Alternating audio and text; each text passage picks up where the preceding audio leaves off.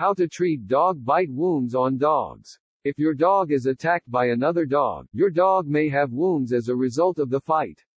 It is imperative that you determine how serious the bite on your dog is, and whether it requires an immediate emergency trip to the vet clinic or if it is a nip or surface bite you can treat at home. Unfortunately, some injuries may be deeper than they appear at first glance, so if you are ever in doubt or uncertain how serious the bite is, take your dog in to your vet to check the severity of the bite.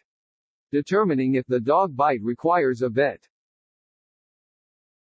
If your dog is bleeding heavily, take him to the vet. Blood pumping from the wound is a sign that an artery or large vein has been damaged. The blood vessel may need to be ligated, tied off in a surgical procedure done by your vet.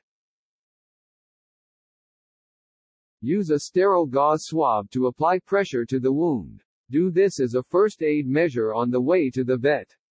You will find sterile gauze swabs in a first aid kit. If you don't have a first aid kit handy, you can use an article of clothing like a cotton t-shirt, diaper, or maxi pad to create a compress and press it against the wound with sufficient pressure to stop the bleeding. After 5 minutes, cautiously lift the compress up. If the bleeding starts again, replace the pad and hold it in place until you arrive at the vet clinic. Use a cotton t-shirt rather than a wool sweater or anything fuzzy, as fibers from these materials can get into the wound. Check your dog to see if they have rapid, shallow breathing.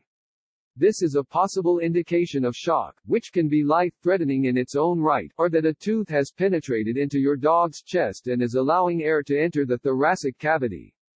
Take them to the vet clinic as soon as possible, as this serious injury needs immediate medical attention.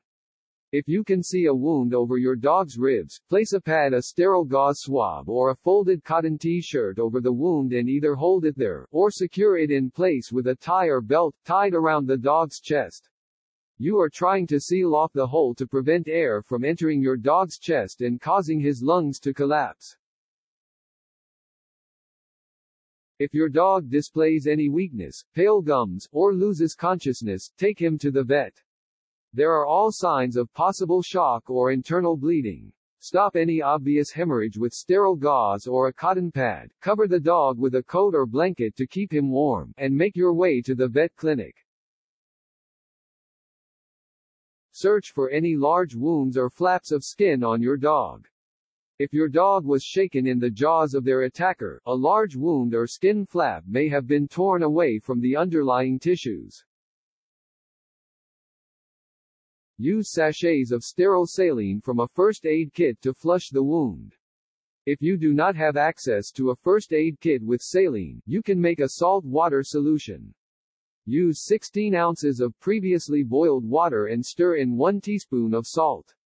Allow the solution to cool to body temperature and then soak cotton wool in the salt water, and use it to clean your dog's injuries. If you do not have access to sterile saline or time to make a salt water solution and your dog's wound warrants a trip to the vet, don't worry about this step. Your vet will be sure to thoroughly flush the area.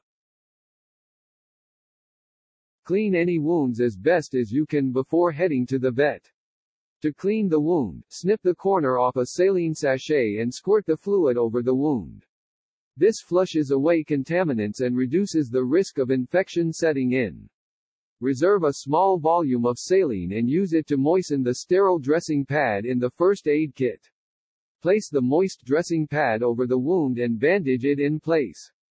This keeps the exposed tissue moist on the way to the clinic and in optimal condition for suturing.